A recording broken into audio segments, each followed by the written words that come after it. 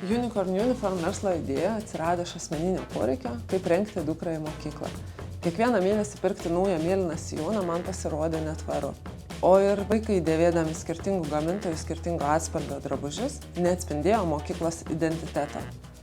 Su kiekvienu sukurtu įvaizdžiu mes pasakome būtent tos mokyklos istoriją, o mokiniai dėvėdami uniformą didžiuojasi būdami tos bendruomenės dalimi.